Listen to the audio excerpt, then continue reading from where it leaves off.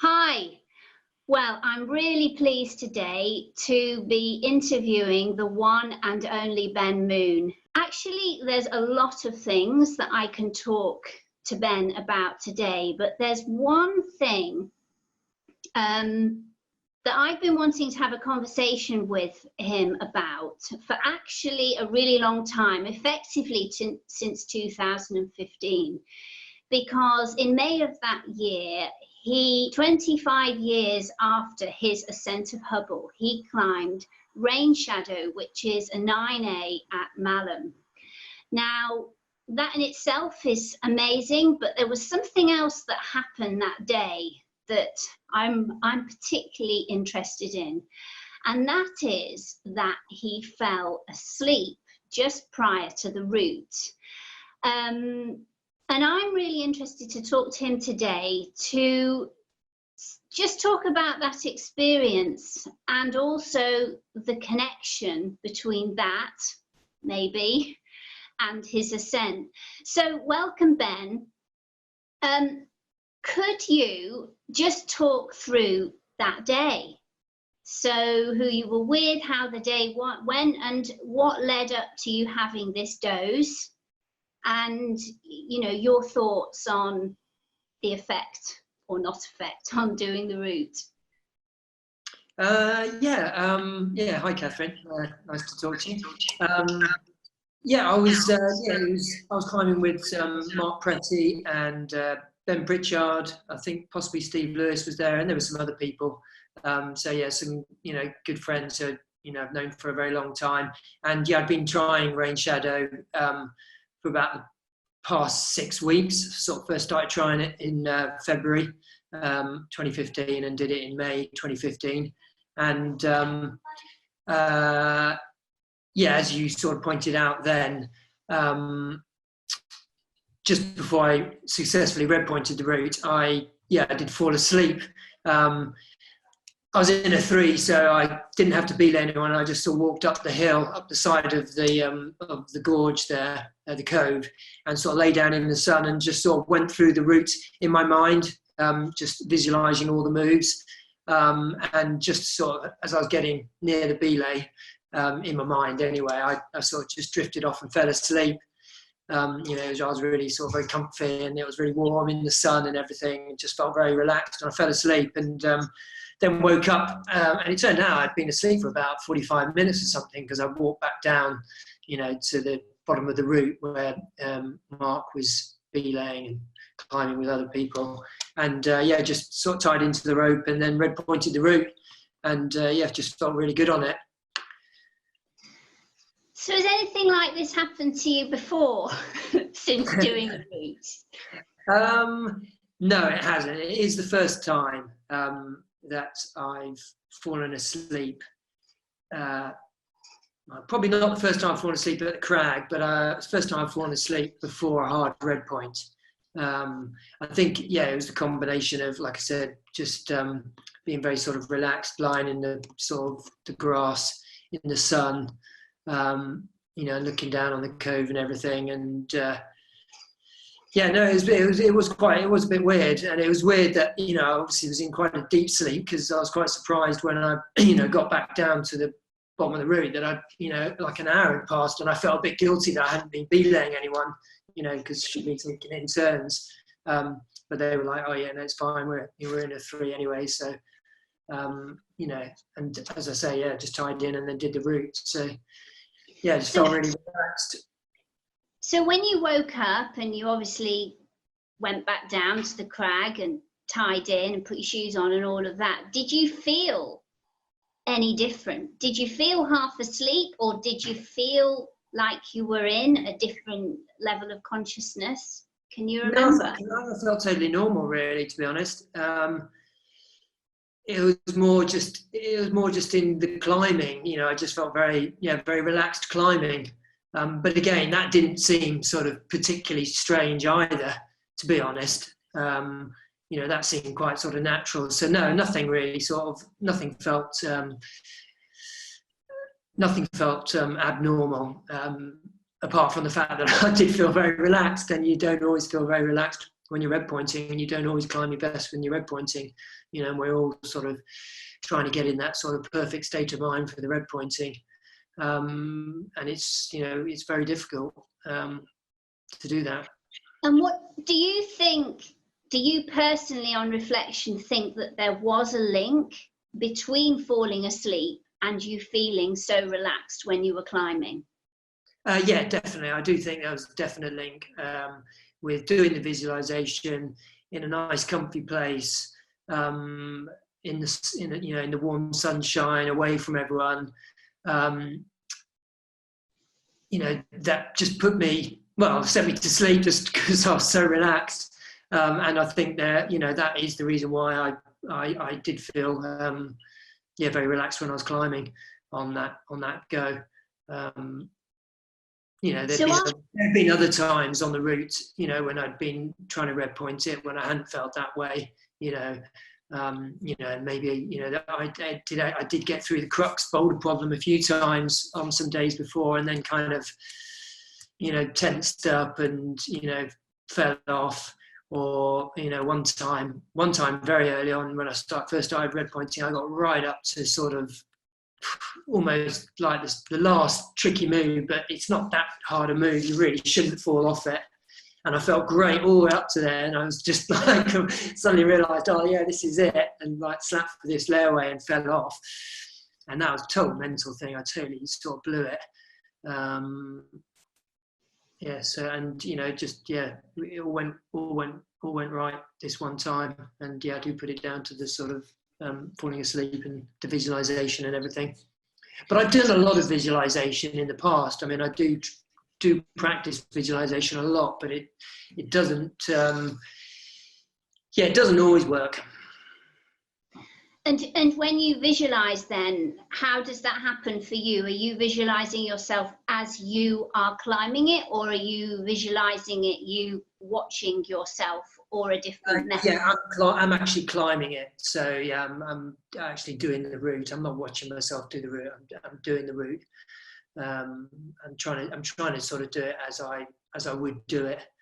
You know, feel the sort of difficult moves and try and climb at the right pace. You know, I often sort of time myself doing the visualizations to make sure that I'm doing the things at the right speed and things like that. You know, I've messed around a lot with visualization because it is a common, common tool. And sometimes it works and sometimes it doesn't work. So it's tricky. Yeah. Following that experience at Malham, then, did it lead you to pursue some different thoughts, ideas, read books, or reflect on what actually happened? No, I mean, I think one of the things with that particular situation, which was fortunate, was that I was in a 3, so I didn't have to belay in between my red points if I didn't want to, because, you know, we were an odd number, so, you know, I could go off and have a walk if I wanted to. You know, I wasn't having to belay. Normally, if you're climbing with a partner, you've got to belay, so you wouldn't be able to just lie down and sort of do your visualization and fall asleep, would you? Really? So no. I was fortunate that I was in that situation. Have you sort of thought, I'm going to recreate this? You know, I know that I have tried a little bit, yeah, but it's not worked. I mean, I've tried it a bit at Kilnsey when trying Northern Lights, but yeah, Kilnsey's, I don't know, it's quite a cold crag, and you know, it's, yeah, not the sort of comfiest place in the world to sort of lie down and relax before your red point or whatever. You know, and you kind of, I think you do want to be away from people. You know, if there's a lot of noise around you, it's going to be very hard to do that visualization, and certainly to fall asleep and everything. So, I mean, it's tricky. Yeah, it's interesting because, I mean, when you mentioned it, I just thought, I mean, you obviously experienced it and thought, yes, I accessed something there. And I mean, it was interesting because have you read that book, Zen in the Art of Archery? I haven't, no. Yeah, it's about a German philosopher who gets a job in Japan, and he takes up archery to try and learn Zen. And yeah, there's one quote, because I read this, and I thought I'm going to speak to Ben about this. See what you think. So this is what was just a paragraph that's in the book. The only successful way of rendering this disturbance inoperative is to keep breathing quietly and unconcernedly, to enter into friendly relations with whatever appears on the scene, to accustom oneself to it, to look at it equably, and at last grow weary of looking. In this way, one gradually gets into a state which resembles the melting drowsiness on the verge of sleep. Yeah, well, it's very good, that, isn't it? Yeah. It's interesting because you fell asleep, so you woke up. This is talking about the opposite, but regardless whether you come into it or out of it, there's a state of consciousness, isn't there? And I mean, in our Western culture, we don't necessarily value this, or we don't understand it just in the same way as Eastern cultures, but there's that. I mean, the whole book, like every sentence, there's a lot in every single sentence, and actually just in that bit there that I read, there's a lot.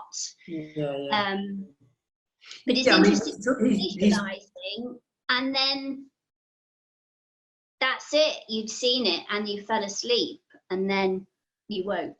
Yeah, well, yeah, it's like, was I in some kind of sort of state of hypnosis? Possibly. I mean, he's talking about sleep there. I mean, he's basically sort of, I mean, we all know that if you're to perform at your absolute best, you need to be kind of relaxed and focused, don't you? I think that's what he's talking about there. And obviously you can't, if just before you go to sleep, you're in a very relaxed state, aren't you, normally? So, the two things are kind of linked, aren't they? Being relaxed and falling asleep and everything. The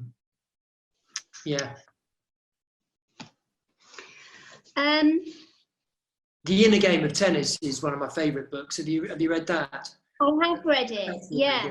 What did you pick up? That's talking about the two selves, the doer and the thinker, and how they kind of interfere with each other and everything. And where are you with that? Because it talks about self one and self two. Self two, yeah, exactly. I tell myself, I is self one. Sort of judging yourself. You're looking at yourself and judging yourself and criticising yourself, and it's stopping, the doer, just doing, which is what that guy was talking about in the book, in the quote you just read, isn't it? That you just observe without sort of making any judgments. And do you find that relatively easy to? No, it's very difficult. Really difficult. Yeah, it's really difficult. Yeah, it's really difficult. Yeah, and I think everyone does. I think, I'd say most people do. I mean, I've seen interviews with Chris Schirrmacher, who's obviously pointed out a lot of hard routes, and he says, has a constant battle with it, trying to get in the right frame of mind, and yeah. Well, that's the first stage, though, isn't it? It's having that awareness of what that inner dialogue actually is, and to see it as something, and then choose to do something about it, potentially. I think there needs to be a change. Expectations. I think expectations really is a big thing that gets in the way of like a good performance. Is it's expecting to do something, or I mean, so many people have their best sort of red point goes, or their best on-site go late in the day when they're tired and they're just not expecting anything, and they're just like, I'm just going to give it a go and see how it goes, and they do something really amazing. It's just like, often those first or second attempts of the day, when you're expecting a lot because you're fresh and you had a good day on it the previous day, you think, I'm going to do it this go or this next go, and you just don't climb very well. I mean, at least I find that anyway. Yeah, I mean, the obvious thing that I want to ask you about now is Northern Lights, because that's something that's been lingering in the background for long time. 25, I don't know how many years. Yeah, 25 years. Yeah. And obviously you came at Rainshadow, and in a way you did it, and you accessed this incredible experience and feeling. But then with Northern Lights, in many levels there is expectation, because you've been trying it longer. How do you, I mean, what keeps you motivated with that one? Well, it's a really, really good route. I mean, it's an amazing route. I'd say it's quite a lot harder than Rainshadow, personally, but yeah, it's just a really motivating route. I think one of the really frustrating things with that route is Kilnsea's just a very tricky crag, very fickle crag when it comes to conditions. So the conditions are just up and down, you know, from day to day that you're on it. So, you know, you can go there one day, have really good conditions, get really close and think, oh yeah, next day. And then you go there the next day and it's just like greasy, or there's no wind or whatever. So you never get like a really sort of consistent good run at it. So yeah, that makes it a lot harder. Yeah, well, that's been really interesting, Ben. I mean, obviously we're in really challenging times at the moment. Were you planning on getting on Northern Lights this year? Yeah, I was planning to. I've got a few projects on the go. Something I've got unfinished at Malham, and then a couple of things at 2 or 3 things at Kilnsea. But I mean, the weather's just been rubbish, and then obviously the first spell of good weather coincided with the COVID-19 lockdown, didn't it? Yeah. So who knows how long is this going to last? So what are you doing now to keep your training? Are you motivated right now to keep your training up, or yeah, I've just been well, I've got my own private wall. I've got the schoolroom, which is obviously shut to all its members, but I've just been going there on my own and doing a little bit, a few times a week. Well, so yeah, I'm just going to keep doing that until the lockdown's over. Set up some rings in the garden, and yeah, just try and keep ticking over. Okay. Yeah. Well, good luck. That has been really, really interesting. Thank you so much, Ben. You're welcome. Yeah, hope it was useful. Yeah, and good luck with the next few months. Cheers, no problem.